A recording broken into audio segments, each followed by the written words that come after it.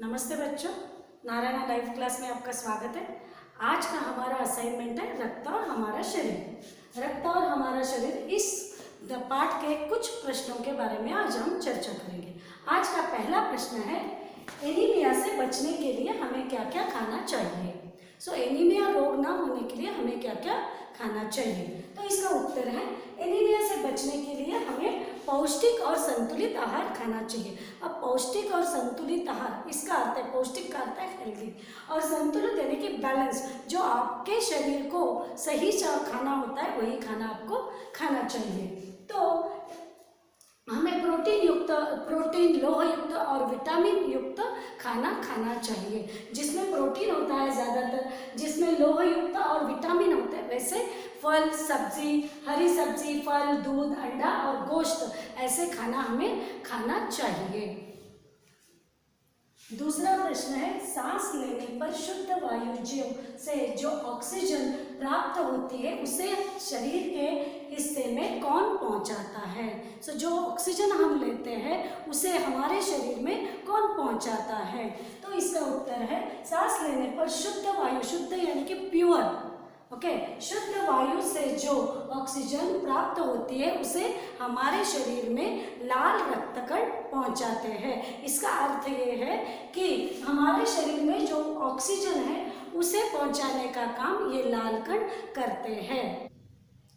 तीसरा प्रश्न है, रक्त में लाल कणों का क्या महत्व होता है, यानी what is the important of red cell in our blood. तो यहाँ पे उत्तर है, लाल कणों के कारण ही हमें रक्त लाल रंग का नजर आता है। लाल कणों के कारण ही हमारा रक्त लाल रंग का होता है।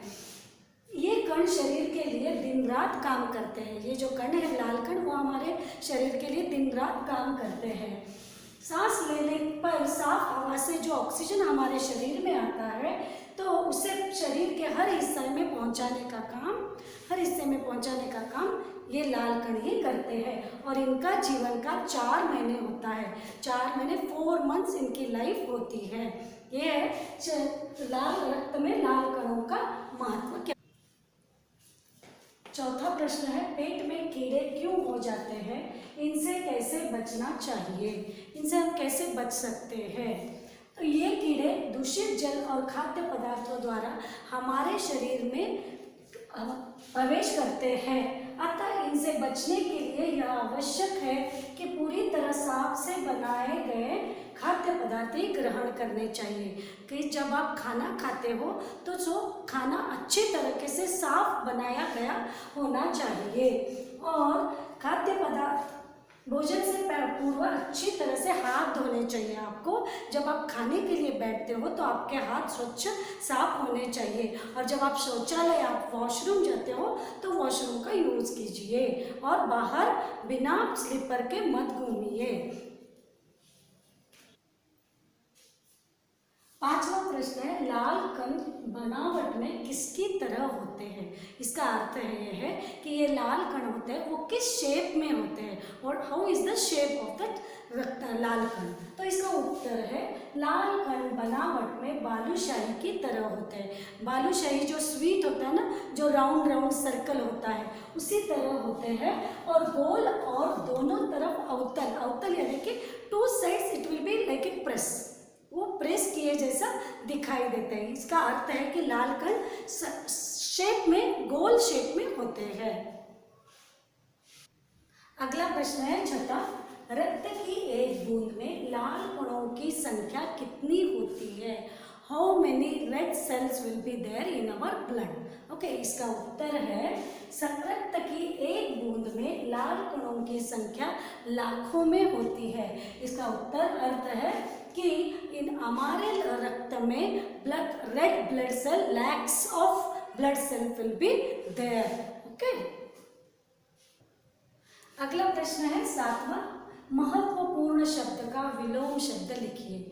अब विलोम शब्द का अर्थ क्या है, अपोजिट्स, जैसे आगे पीछे, ऊपर नीचे। तो उसी तरह महत्वपूर्ण शब्द का विलोम शब्द है महत्वहीन। महत्वपूर्ण का अर्थ है इम्पोर्टेंट, महत्वहीन का अर्थ है हीन यानी कि ना होना, means it is not important. महत्वपूर्ण का अर्थ है इम्पोर्टेंट और महत्वहीन का अर्थ है इट इज नॉट इम्पोर्टेंट। ये है विलोम शब्द। 8वां प्रश्न है शरीर शब्द के पर्यायवाची शब्द लिखिए। अब पर्यायवाची का अर्थ होता है जिस शब्द के एक से अधिक अर्थ होते हैं उन्हें कहते हैं पर्यायवाची। अब समान अर्थ होते हैं, एक ही अर्थ, जिस शब्द का एक ही अर्थ होता है, परंतु यहाँ पर हमें पूछा है पर्यायवाची। जैसे जिसका उदाहरण है आकाश। आकाश का पर्यायवाची है गगन और आसमान, मतलब आकाश के एक से अधिक अर्थ है। उसी तरह ये शब्द है शरीर। शरीर के 4 पर्यायवाची है। देखिए कितने हैं, 1 2 3 4। तो पहला है देह, देह है शरीर। बदन भी शरीर, बदन भी शरीर को कहते हैं। तन, तन को भी शरीर कहते हैं। अब लास्ट है काया। तो शरीर शब्द के 4 पर्यायवाची है। पहला है देह, दूसरा है बदन और तीसरा है तन और है काया।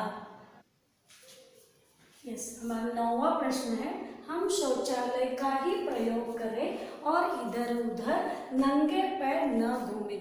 नंगे पैर न घूमे इसका अर्थ है without slipper you should not roam. Okay, तो इसमें क्वेश्चन क्या है, प्रश्न है रेखांकित शब्द का शब्द भेद पहचान कर लिखिए। रेखांकित का अर्थ है जो शब्द अंडरलाइन किया है उसका प्रकार बताइए। भेद का अर्थ है प्रकार, उस शब्द का प्रकार बताइए। अब इसका अर्थ है, देखिए कि हमें यहाँ पे क्रिया क्या है हमारी, हमें।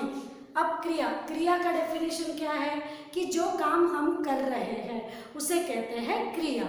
ओके, अब यहाँ पर विशेषण, क्रिया विशेषण।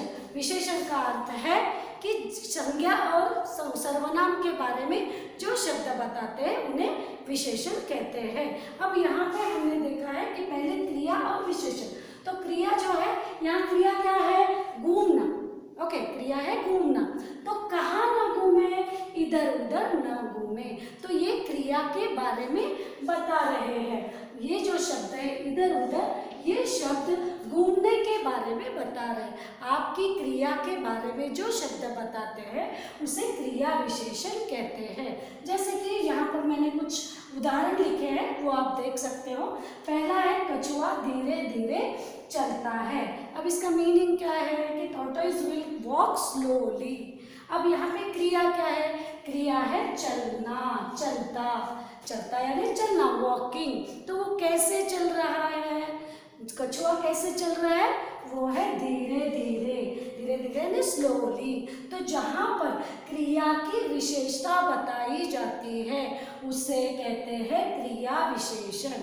समझ में आया बच्चों कि जहाँ हम क्रिया के बारे में बताते हैं उसे कहते हैं क्रिया विशेषण। जो शब्द क्रिया की विशेषता बताते हैं उसे कहते हैं क्रिया विशेषण। दूसरा है बारिश जोर से आ रही है। अब यहाँ पे क्रिया क्या है, आ रही है, यानी बारिश आने की क्रिया हो रही है। तो वो कैसे आ रही है, वो है जोर से आ रही है। तो ये हो गया क्रिया विशेषण जोर से। तो ऐसे जो शब्द होते हैं जो क्रिया के बारे में बताते हैं उन्हें कहते हैं क्रिया विशेषण। तो हम हमारा प्रश्न देखेंगे, हम शौचालय का ही प्रयोग करें और इधर उधर नंगे पैर न घूमे। इसमें उन्होंने इधर उधर शब्द को रेखांकित किया है। तो रेखांकित जो शब्द है उसकी क्रिया है घूमना। तो कहाँ न घूमे, इधर उधर न घूमे। घूमने की क्रिया के बारे में ये शब्द हमें बताते हैं, इसीलिए इसे कहते हैं क्रिया विशेषण। हमारा 10वां प्रश्न है संतुलित शब्द में प्रयुक्त प्रत्यय पहचान कर लिखिए। अब यहाँ पे प्रश्न है प्रत्यय।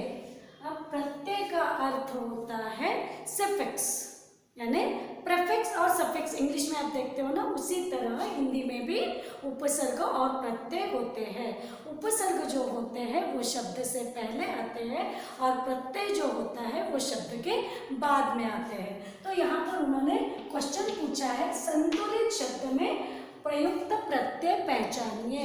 तो इस संतुलित शब्द में प्रत्यय क्या है, तो इसका उत्तर है संतुलन प्लस ईत इज इक्वल टू संतुलित। तो ये है मूल शब्द, ये है मूल शब्द। संतुलन क्या है? मूल शब्द। इसके आगे हमने ईत प्रत्यय जोड़कर हमारा पूरा शब्द मिला है संतुलित। तो उसी प्रकार मैंने कुछ वर्ड्स लिखे, कुछ शब्द उदाहरण के तौर पर लिखे हैं।